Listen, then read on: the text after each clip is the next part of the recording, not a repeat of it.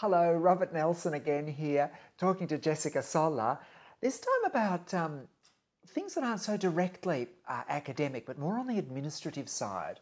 Oh, aren't you going a bit beyond your brief? Oh, hi. I know what you mean.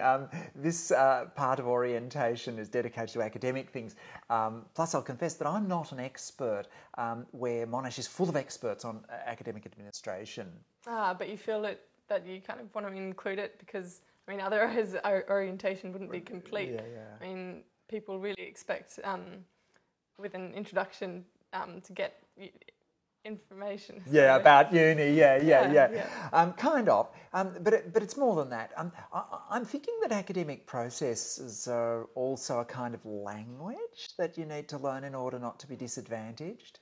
Now that you say that, I remember someone explaining it as sort of a hidden syllabus. Yeah, that's right. Learning about all the processes means feeling some familiarity with the university.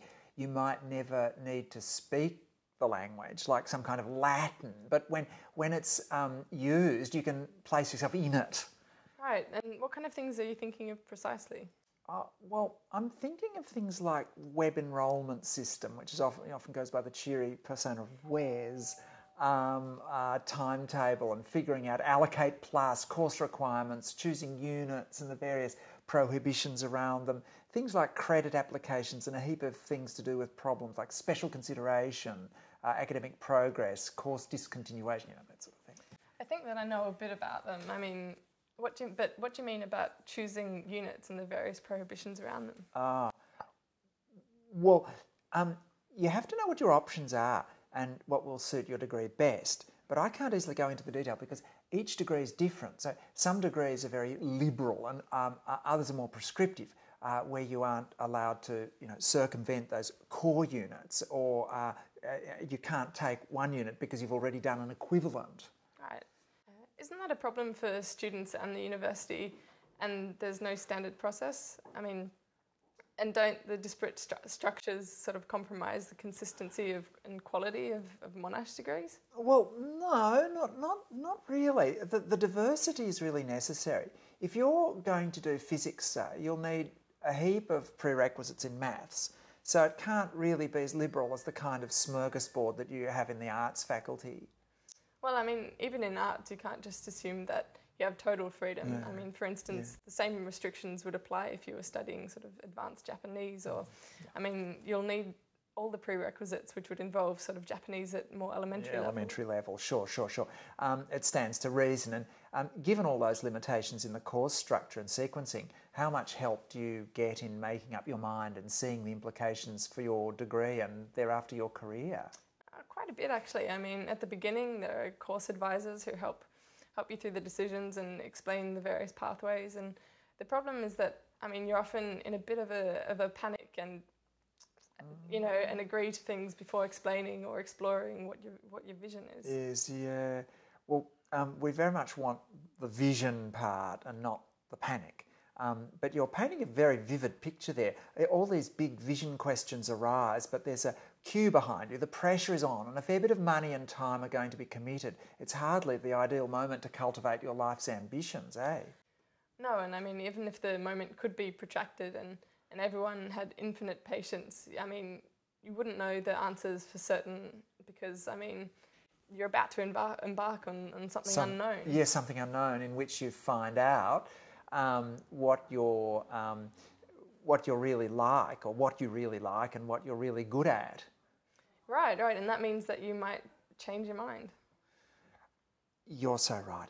I know that I began with mathematics in my undergraduate degree, and only after enrolling in maths in second year did I have this epiphany that my academic fortunes lay with art and architecture theory. How easy was it to make the shift? Easy peasy. Gratefully, though, I worked out that I wanted to drop maths before census date, so there were no financial implications. Census date. But who advised you? We were advised about the dates for withdrawal at the beginning, but I'd forgotten the details when I sought to pull out. It was just pot luck that I, hadn't gone beyond the deadline. Right. Oh, good. Right. But I really meant who advised you about the preference that you weren't meant to be a mathematician. Ah, well, Jessica, that was my mum actually. I'm sure I would have worked it out for myself, only maybe not so quickly or with such reassurance. Right, your mum.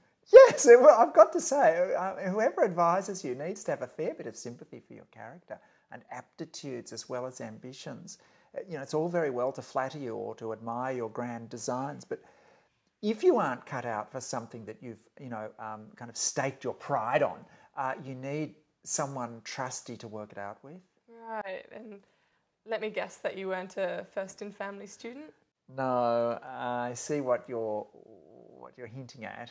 I mean, how does someone who might have a very sympathetic mum but who's never been to uni get a hold of that sort of prudent guidance? Well, all mums are valuable, but you can't rely on them even if they have a doctorate. I wouldn't have listened to my mum if I hadn't felt the same way about my migrainer's efforts to fathom statistics. Right.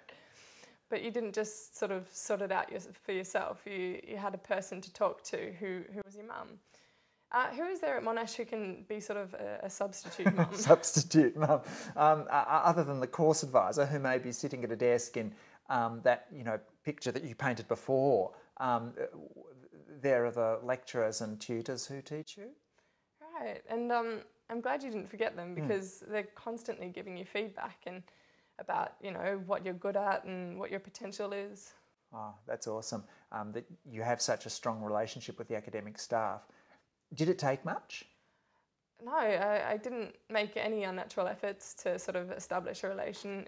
I just sort of projected all my ideas through my accessible work and listening and participating in tutorials. Oh, she'd been in my classes. Oh, thanks, and thanks for getting this angle. Oh, Jessica, good luck with everything.